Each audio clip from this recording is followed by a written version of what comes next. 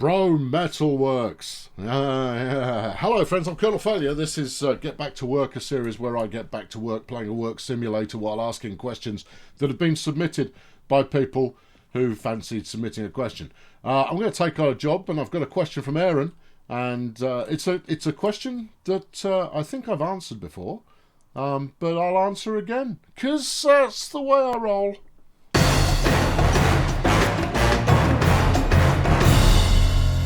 Right, I fancy taking on something a little bit different today, and I want something fairly short. There we go, fairly shortish, because it might say 12 minutes, but I bet it isn't. The DVHR is SH. I'm not sure if that means I've got the shunting license. I just don't know whether I've got DVH. I don't know what DVHR is all about. And here we go. Well, we've taken it on. Right, we're going to take this lot from Goods Factory in Town to Machine Factory in Town, which should just be around the corner. It's 5, 3 green, 2 red.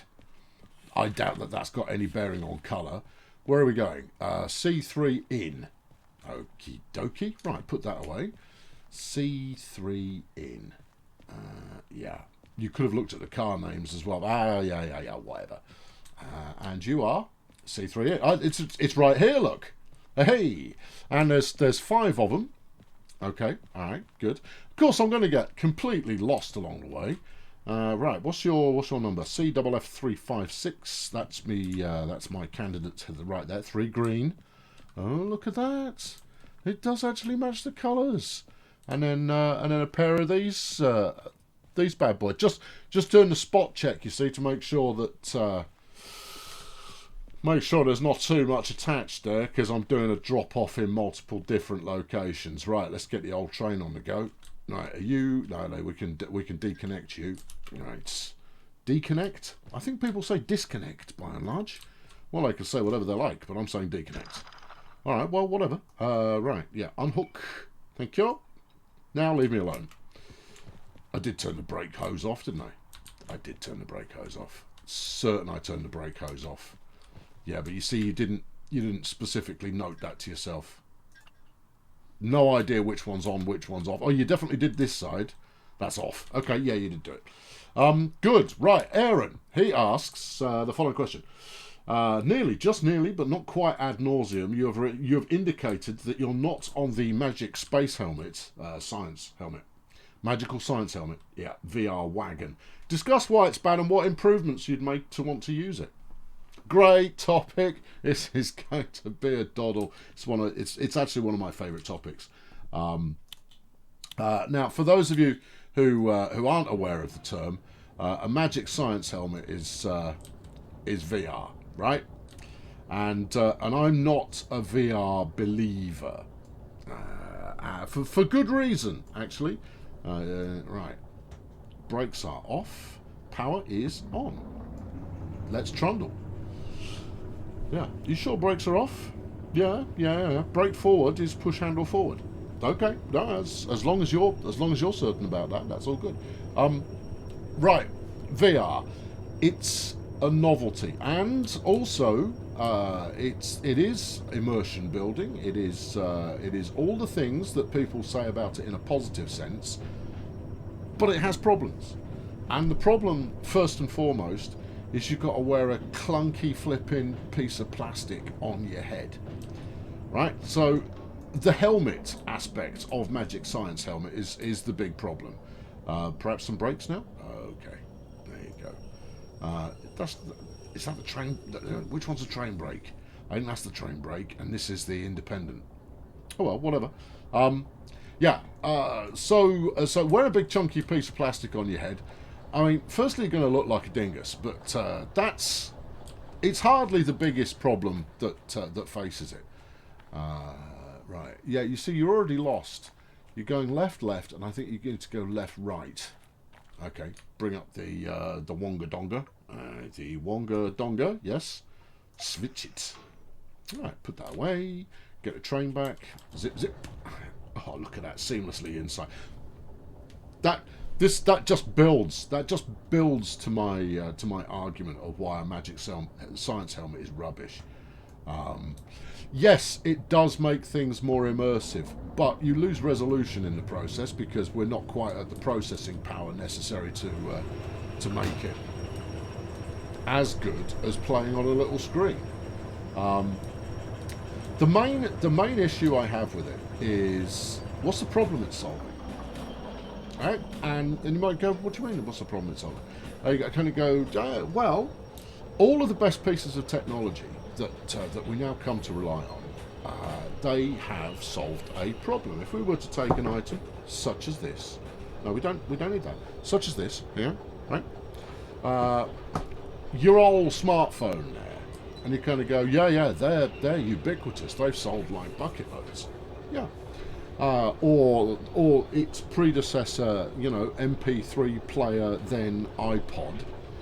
What's the problem they're solving? Well, it's very straightforward. Your iPod is a means of getting you off recorded media in such a way that you can now have a heck of a lot of stuff in a portable device. Not a bad bit of stopping, but could have done better. Just tweak her on forward a bit more, or backward, depending on your point of view. Right, slap the brakes on and hook it up.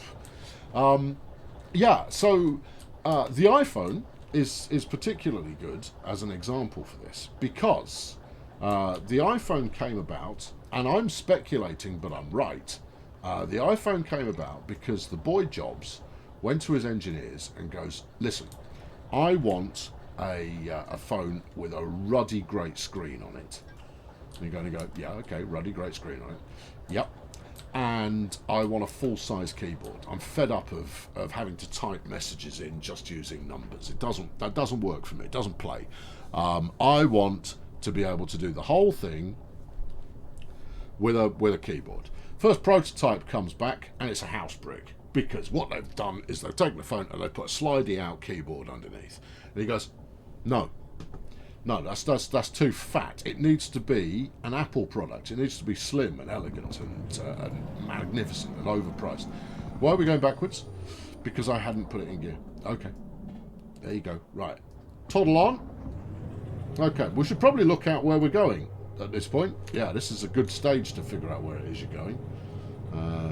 Call out. No, you're putting things away again. Right, I've got that. Where are we going? Unload cargo from the following cars at station track C1L. Well, I've a pretty good idea that's not just going to be one of the neighbours. This is C3. Station map time, I reckon. Yeah, but that's a... Where am I going? Yeah, unload. MF station. Yeah. Well, hold on. No. Bring it back up. Where am I picking up from? MF station. All right. Yeah. C1L. Okay. Leave that on the Vegas trundle. And we'll see where we go. So yeah. So the engineers all go back, and they tiddle around, and the solution they come up with is the touchscreen, and the touchscreen is what allows it to be slim and what allows it to be, Magnifico. C, yeah, 1, yeah, L. This seems dubiously easy. I think you've probably got to take them somewhere else after you've done this. Oh, fair play. All right, okay, yep. Let's get back on board. Right, okay, let's go. Come on, train. Choo choo. There you go. Now we're moving. Right, we're going past the junction again. If you were to switch the points as you go past, that'd probably be helpful. You sure? I don't think that's a bad idea. Okay, alright, well, don't then. Yeah, so we're going up the first track. Yeah? Well, you can check that as you go past. Alright, fine. And that's what made it. I mean, if you think about the iPod that came before it, I mean, previous MP3 players, you've got a storage of a couple of 100 megabytes at most. And so you're looking at taking a couple of albums with you.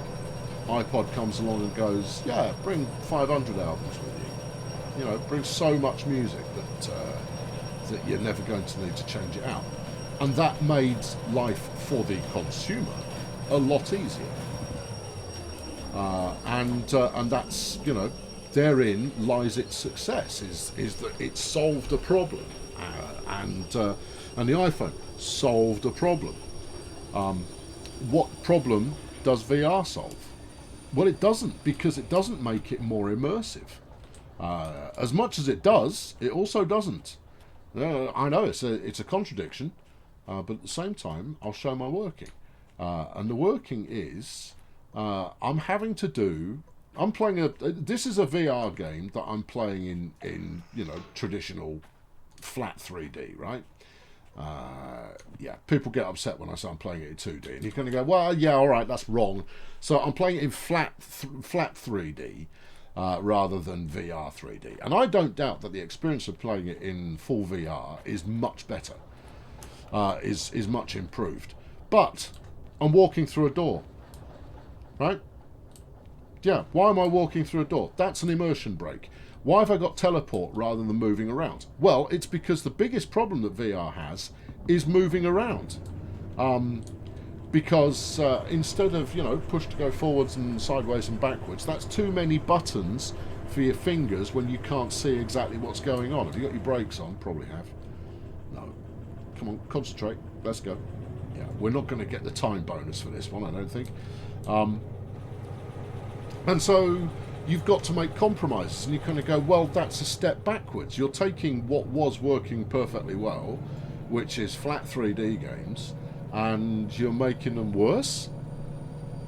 Yeah, you've added more graphics to the situation, but you've made the actual gameplay worse.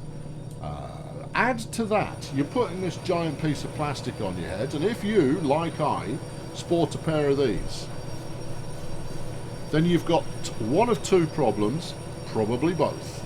And those two problems are, number one, you've got to put a magic science helmet over your glasses. Oh, yeah, oh. And that's not going to be comfortable, is it? No, the bridge is going to press down on my nose the entire time. It's going to be jolly uncomfortable.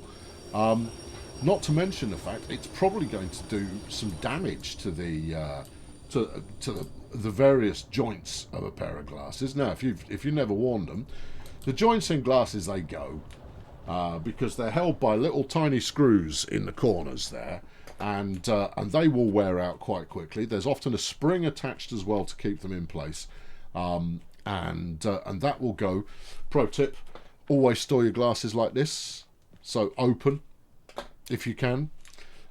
Because the bending of arms in and out and in and out and in and out, if you want your spring to pop off, that's the thing that will do it. Over wearing of those will do it.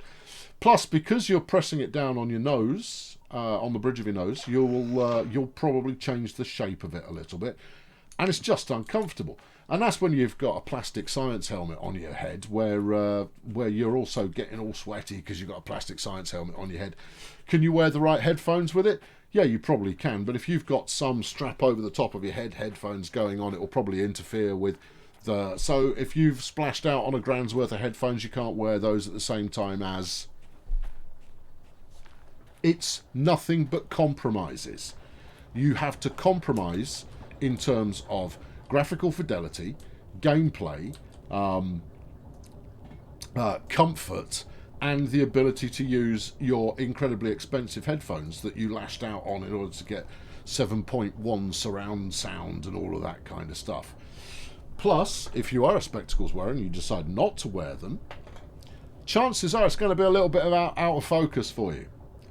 I've tried. I've been impressed by a couple of games, right? A couple of VR games, or rather VR demos. I played the Star Wars one, where you're on the ship and you're diving in and out and all that kind of behaviour. And you've got modest control on a joypad, but to be honest, it felt very railsy, very railsy. But what I was impressed with was looking out the window and down at the controls and all of that kind of stuff, but it just felt out of focus throughout the entire thing. And that was with my glasses off. Put my glasses on, it was uncomfortable. Now that was using, this was a few years ago now, so that was using an HTC Vive, I think. But regardless, you put a Magic Science helmet on, you're compromising. Across the board, everything is compromise at that point. You're losing out on a bunch of things that playing in flat 3D, you don't have a problem with. You just don't. So in terms of its practical applications, as a novelty, as a... Yeah, sorry, this is bleeping at me now. Just... I don't need to know. So I always throw it out of the way of the microphone, because then it can bleep to its heart's content and it's unlikely to interfere with operations. Where was I? Yeah, so as a novelty, as I check out this immersive experience, you kind of go, oh, yeah, that's good. Also, I wouldn't want to wear one for more than an hour or so at a time, whereas I'm quite happy sat here with all my peripheral vision going on for hours and hours on end. Perfectly comfortable doing so. And if I need to get up from my desk and go somewhere, I don't have to unplug and detangle and all of that kind of stuff. And you go, oh, they've got wireless ones now. And you go, great. So battery life, huh? Do you know the one thing that my monitor doesn't do is run out of battery, ever, at any point, ever. Not happening. And then you've got to have these two grippy little whatnots going on. I'm just not there. I'm just not feeling it. It's... The compromises take it too far away from what is the fabulous experience of doing this stuff, quote unquote, old school. Add to the expense of that the expense of buying a piece of kit in the first place. And no, they're not stupendously expensive, and that might be possibly clutching at straws a little bit. I don't think it's clutching at straws a little bit. I think that when it comes down to it, it's just not that good. Now, what do I need to do here? You've got a movable gantry crane. Yeah. Okay. Unloader this machine. Unload. So if I do that, there you go. Okay. Something's happening there. Yeah. Yeah. Keep going. DMFSU 1B is fully unloaded. Right, the containers have all gone. Then I think we're probably good here. I'm pretty sure that's what I was supposed to do. Hold on. Look at the instructions. No. Just put that... This interface is the perfect example. The perfect example. Right? Why can I not go... Just... use it properly, right? Why can I not just... You can. Yeah, I know. I've rather shot myself in the foot there. All right, I can use it properly. Just don't press tab for your interface, for your inventory, ever. Just use the hotkeys. Right. Okay, will do. Right, they're unloaded. Yeah. Next step. Uncouple the cars at B1S. Well, this is not B. This is somewhere else. Okay. And remember, you have to press the same button again to put it away. Yeah. All right. Any ideas where B1S is? Well, it's going to be south, right? Well, yeah. All right. C. Yeah. Still C. Yeah. Where I flipping use the Why do we have to use a teleporter? Because magic science helmet people can't move around. That's B6S. B5. Yes.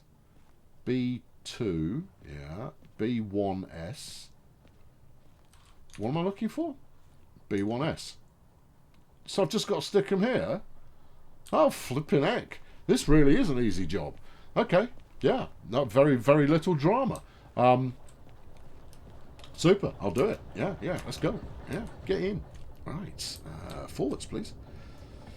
Okay, should be a little bit more crisp on the acceleration here now that we're... No, pull that back. There you go, you don't want your brakes on.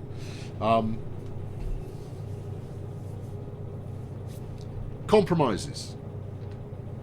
That's the weakness in it, right? It's compromises.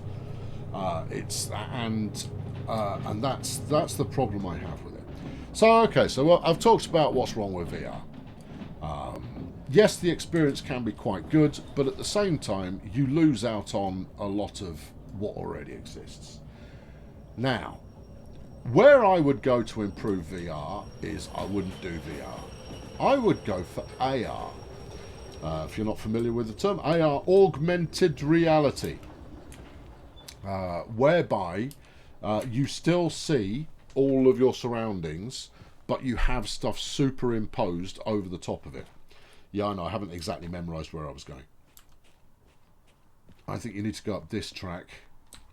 Okay, well, just, you know, double check and stuff. Yeah, you do. You need to go up the next track. And then if we set these points correctly, we shouldn't have any drama. B1S is that one. Right. So we're going all the way right. Yep. Okay. Okay. All right. Okay. Augmented reality. Right. Here's an example of where augmented reality could get us to. Is so you wear a pair of glasses, but it's not a full headset job. It's a pair of these, right? Because it's not about locking you in to a pseudo full environment, right? You're still working in effectively flat 3D, but your peripheral vision exists. So you could wear a pair of these, and the technology is really not very far off to allow you to do that in a pair of glasses that are like this. If you think about Google Glass, now I know they were stupid, but good idea, right idea even. But at the same time, the tech wasn't quite there yet. So you had a bit of clunky going on over the top of it. And you go, yeah, that's not quite right, is it? Not quite.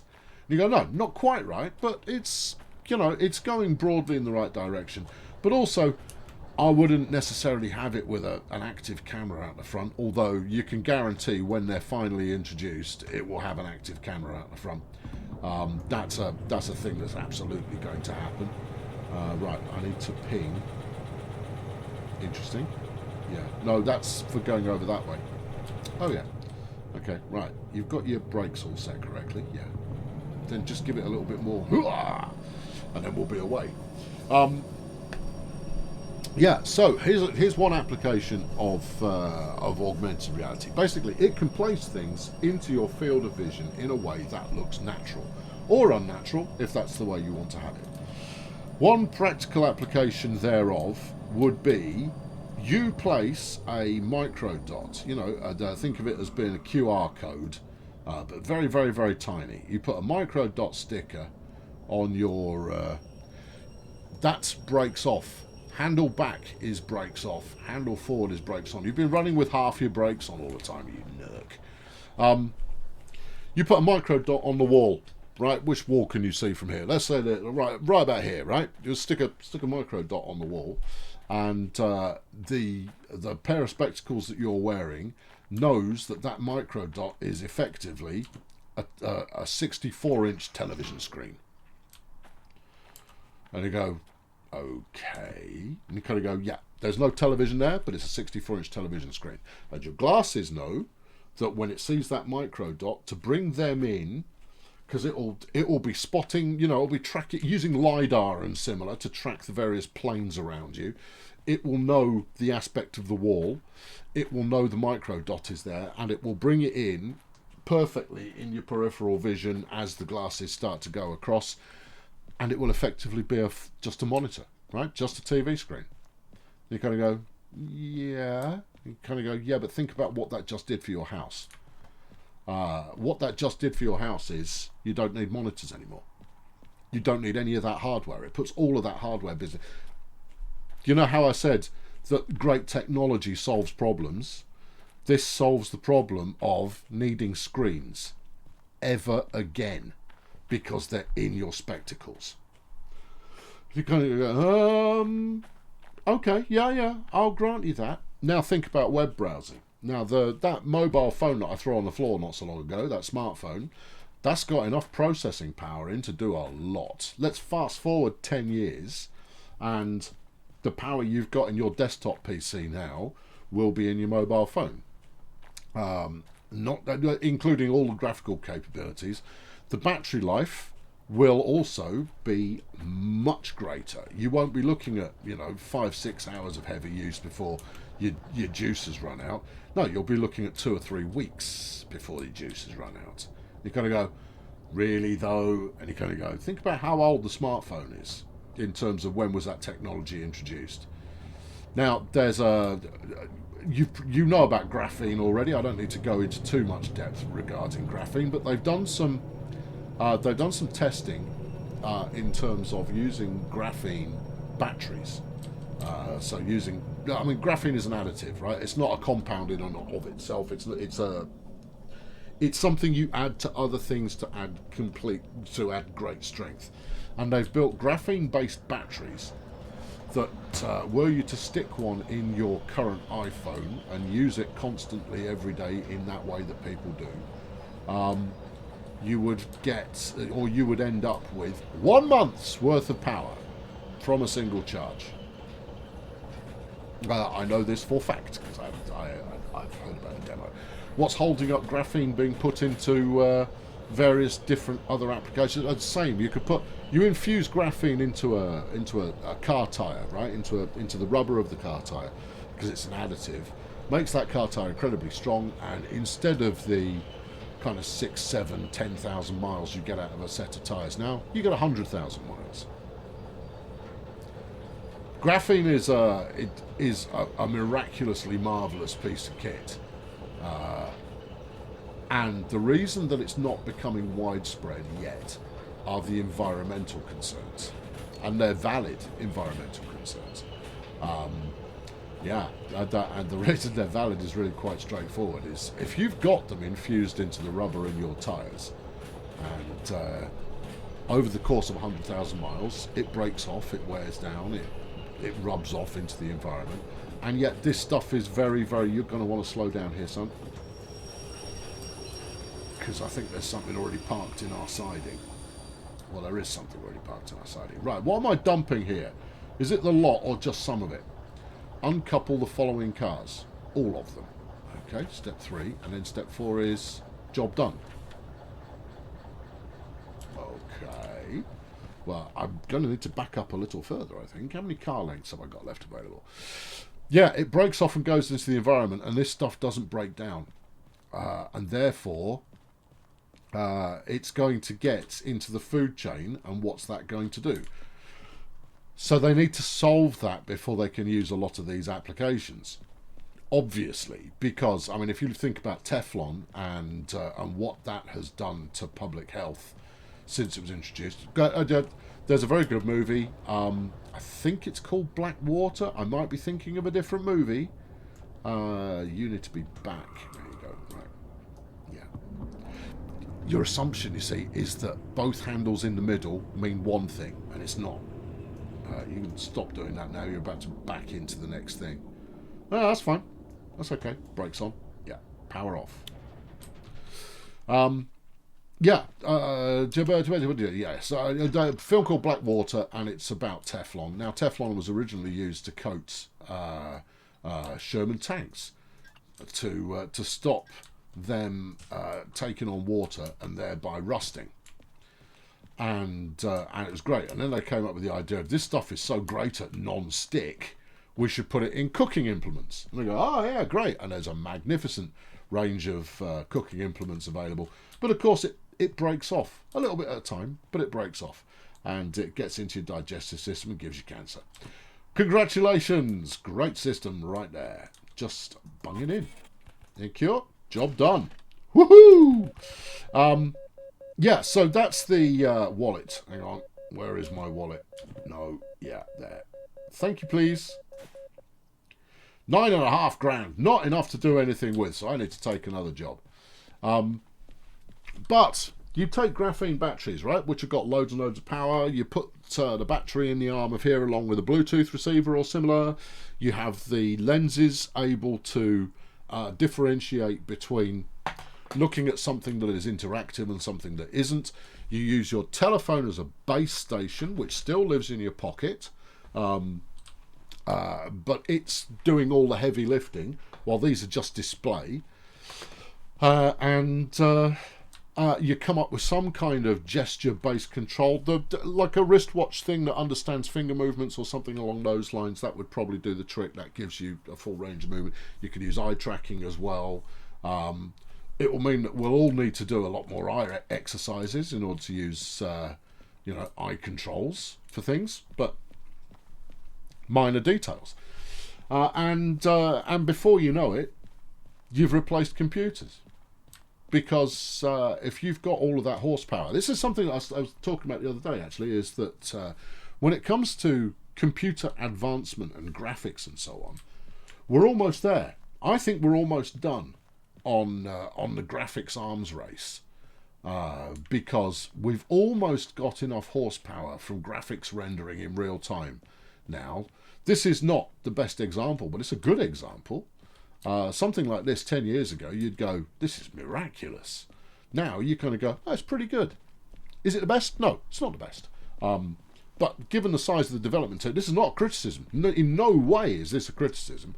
For the size of the team and the budget involved in making the game, which I don't know what the budget was, but I can speculate, and it's not a huge budget. This is terrific, right? This is absolutely terrific. In 10 years' time, the amount of processing you've got going on in a graphics card now will be dwarfed by what's available in a decade. And we're almost there. We're almost up to, you look at something like a Cyberpunk or similar, and for all its wonk and what have you, it's not far off being very good indeed. In fact, it is very good indeed. In 10 years' time, where are we going to be? Well, look at what we were able to do 10 years previous. And so, with the tech topped out in that range, because once you can do a perfect replication of reality, I mean, firstly, the terrors that come along with being able to perfectly replicate reality, oh boy, are just... I mean, we're already at the point where deep faking is so good that fake versions of reality are very plausible. There's several bits of software out there that if you feed it enough wordage, enough verbiage by one person, it can do a very good impersonation of that person saying just about anything. It's not flawless, and a lot of the problems it's got are understanding the inflections based on the context of what you're saying. But even so, I've run myself through it, because obviously I'm very familiar with my own speech patterns, and just had me reading out, just copy paste some text in, get this fake voice to read it out, and I kind of go, there are a couple of sentences in there that are utterly believable as being me, whereas others I kind of go, no, that's a robot. But that's the problem, is in 10 years' time, you'll have... It wouldn't surprise me if there were entirely fictional entities masquerading as real people. And it will be politicians. Politicians will be the first ones to be got, and you'll be voting for someone who's not actually real. It's not actually a person. It's an AI generated virtual image, and then AI generated language coming off the top of that. And they'll do that by mashing up the way that 4 or 5 great orators have sounded in the past. And you'll be voting for a construct that is the front for a... Yeah, if it sounds like I'm wearing a tinfoil hat, maybe a little bit, but I'm also right. Yeah, it's absolutely terrifying. You're already at the point where you can't believe anything you see. And in the future you won't be able to believe a word of any of it. And all you can do is try and observe what truth and reality is through your own experiences and them's who you trust. And you'll be wrong 50% of the time. We all will be. I'm like, this is not you personally. All of us will all be duped, because none of us are that smart. Because we're not all knowing. It's a terrifying prospect. But there you go. How do you fix VR? AR. Now, the downsides to AR, of course, will be you walk through a shopping mall. There's been, plenty of examples of this. Minority Report with the old Tom Cruise. When he's got some bloke's eyes that he's had implanted, because everybody, you get scanned by your retinas all over the place, and they know who you are. And the shops are making him offers. They're making personalised advertisements to him while he's just walking through the shop, because it tracks his eyes and goes, "Welcome back, sir. How are those polo shirts working out for you?" That's the downside. You'll be able to opt out of some of it, but that will require a subscription. You can bet. Yeah, it's. I mean, but the one thing that you can do is just kind of go, oh, I'll just take them off. But the reason that AR is so powerful, right, is as follows. Number one, I'm already wearing them, right? I wear them already, and a lot of people do wear glasses already. If you factor in sunglasses as well, even more people are used to having a pair of framed spectacles like this on their face on a regular basis. And the thing where it really hit home for me, I sat on the tube in London, and it was actually relatively empty. I think I must have been going during the day or something. I was sat on one side. On the other side, there were 6 people, all sat, all wearing glasses, all looking at their phones. And I was going, stick the phone in your pocket, do it on there. Solves it. It's a problem solver. VR solves no problems and forces you to make compromises in order to add a little bit more graphics. You give me the right game, and with the right lighting in the room, and there's nothing disturbing me. I haven't got Jeff wandering in front of me and getting in the way and all of that kind of stuff. I'm perfectly immersed already. I don't need it to go any further than that. Until they solve movement. When you watch something like Ready Player One, and you've got this clown running around on a trackpad to move around in the game, that's a compromise. For exercise machinery, totally, I get it. But if I were to do this, I'm holding down the run button.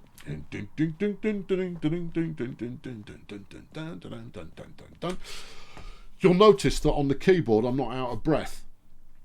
Were I to do the same, because I'm a fat bloke, were I to do the same on one of those moving, rolling pad effort whatnots, I'd be out of breath for a couple of minutes. Yeah, I know. I am that unfit. So that's not a solution. Where you would have to get to would be a cortical implant of some description that would allow you to think where you want to move, at which point you could do everything without the need of limbs in the slightest. You got your vision. In fact, you wouldn't even need the Magic Science helmet at that point, because you'd be able to input it all direct. That's how you improve VR. You make it an implant rather than a helmet. You dump the helmet, you make it an implant. Can already be done. You trick your brain into thinking you are in that environment. You trick your you then respond to the thoughts that you've got going on with regards to what you want to do in that environment. And that also is terrifying, because you kind of go, oh, for funsies, that might be great. And you kind of go, yeah, okay, funsies, yeah, that would be great. But let's assume you've been black bagged and you're stuck somewhere, and the graphics are, as I've described, able to replicate photorealism. And then I've gone and I've replaced all of your family with digital constructs, and the people you know with digital constructs, I can make you exist within a simulation in your brain, and you won't know it. What's to say we're not doing that now? That's the Matrix, basically. But the Matrix, just spookily, could be quite portentous. So there you go. Great question. The future of technology is going to be mind-blowingly, staggeringly brilliant, and at the same time, utterly, utterly terrifying. Utterly terrifying. In terms of just how it can be used to further control large populations of people. There's an argument there with regard. This goes into people with privacy concerns. I got nothing against people with privacy concerns, but they tend to be a bit like vegans. Is that, yeah, you guard your privacy like there's no tomorrow. Yeah, okay, terrific. I don't care. I just keep it to yourself. Just stop proselytizing on the subject, if you would be so kind. Thank you. Yeah, veganism, brilliant. Yeah, great. You're helping the planet. You're not hurting animals. Fabulous. Shut up. Good. I vegan 2 days a week. I do, and that's I deliberately vegan 2 days a week because I cut down on the old carbon and stuff like that. But I do rather like a bacon sandwich because I'm right-minded. Was it mean to the pigs? Yes. Yeah, I freely admit this means the pigs. Bred pigs when when I was growing up. What my parents did, I looked at pigs, and then once a year we'd kill the pigs and we'd eat them all. Not in one sitting, obviously. They would last us multiple months. But so the circle of life I'm well used to. But yeah, and the question becomes, right, which is why I got onto privacy, is. Yes, you can become obsessed with privacy and you can go, no one is having a single shred of any of my data. Or you can go like, I give you this bit of access to me. I allow ads to track me. You know why? Because if I'm going to get ads anyway, I'd rather have ones that are at least partly interesting to me, or ones that aren't so utterly devoid of any merit for me personally that now pass. Getting a few Space Marines chucked up in a banner ad, I'm there. It's fine. I'm no more likely to click on it. That thing that I was browsing for the other day, seeing an advert for it again. Okay, that's fine. That's benign. It doesn't. If I'm going to get ads anyway, at least make them ones I'm interested in. I mean, but people do evil stuff with privacy invasions, and I'm not even talking about the Cambridge Analytica very clever. No, so they get harshly treated. It was extremely clever what they did. Very, very clever. You can go look it up, and it's about manipulating, from a UK perspective, the Brexit vote. Did they manipulate the vote? No. All they did was put the right material in front of the right people to further spur them and reinforce an opinion they already kind of had. In terms of people who were neutral, did they sway some? Probably. In terms of people who were firmly in the other camp, did they sway them? Not even slightly. It was about reinforcing what was already there. Immoral? Unethical? Yes. Immoral? Tricky one. I don't have the answer for that. But that's what the future's going to bring for us. You're welcome. And it will be AR that wins out. Anybody who releases AR in the way that I just described, that will pick up a micro dot and render out a TV screen from that micro dot, first past a post on that one wins. As long as the battery life is there. Battery life, signal quality, if you've got those, you're going to win it. That's going to be everyone will have it. Because you can also stick my prescription in my glasses. Or you could go one further and have the entire glass able to render. Well, you'd need the entire glass in a spectacles pair to be able to render out whatever imagery is suitable. You could put a tiny little camera in front of it, do all the magnification for it, tune it to my own personal eye settings. I never need to buy a prescription again. It will fix it for me. There's no reason why not. Digital magnification can be pretty cool these days. Plus, binoculars, they're out of business. Telescopes, all of that, they're done. Well, big telescopes for looking at stars and what have you, they're probably not done. But binoculars, yeah, don't need them anymore. You want 150 times zoom, son? Here you go. Fantastic. And not far after that, you'll get special edition versions with swanky lenses in that can capture a great deal of information. Cameras are done. You don't need them anymore. Everything that is replicating a human eye, or what goes in front of a human eye, could be replaced with a gizmo you stick on your face. There you go. It's all cheery, isn't it?